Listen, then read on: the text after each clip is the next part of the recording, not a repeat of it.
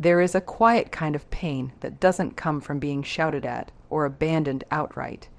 It comes from being slowly erased while still standing next to someone, from questioning your instincts, doubting your worth, and shrinking parts of yourself just to keep the peace.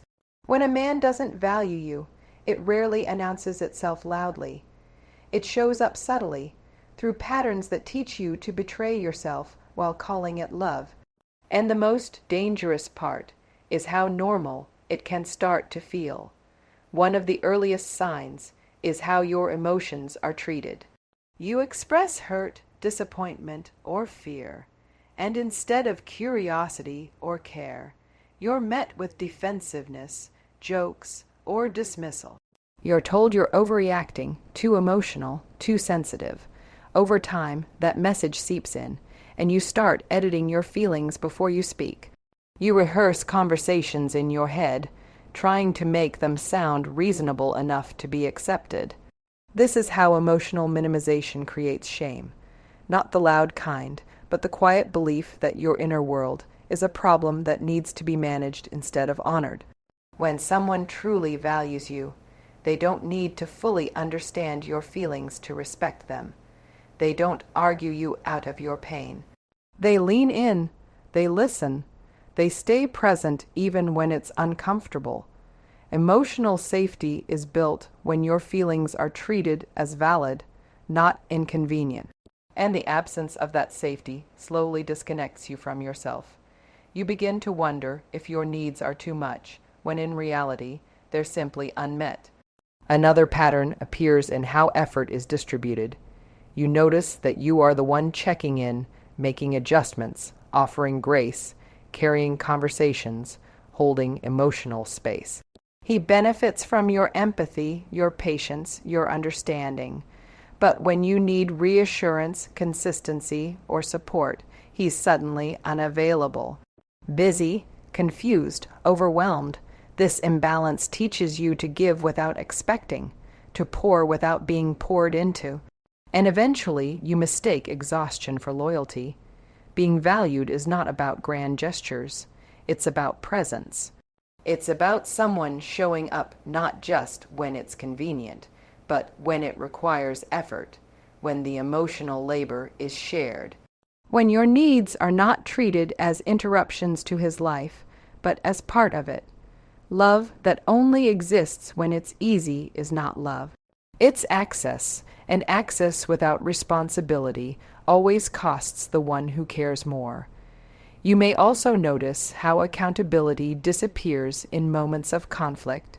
When something hurts you, the conversation quickly turns into how you brought it up wrong, how your timing was bad, how your tone was the issue. Apologies, if they come, are vague and followed by repeated behavior. You start taking responsibility not only for your feelings, but for his reactions, his distance, his choices. This is how blame quietly shifts onto your shoulders. Accountability requires courage. It requires someone to sit with the discomfort of knowing they caused harm and choose growth over ego. Avoiding it keeps things familiar, but familiarity is not the same as safety. When you are always the one repairing, explaining, forgiving, and waiting, you are not in a mutual relationship. You are carrying emotional weight that was never meant to be yours alone. And the longer you do that, the more you normalize emotional loneliness. Perhaps the most painful behavior is conditional respect. You are valued when you are agreeable, accommodating, low maintenance. When you don't ask too many questions or set too many boundaries.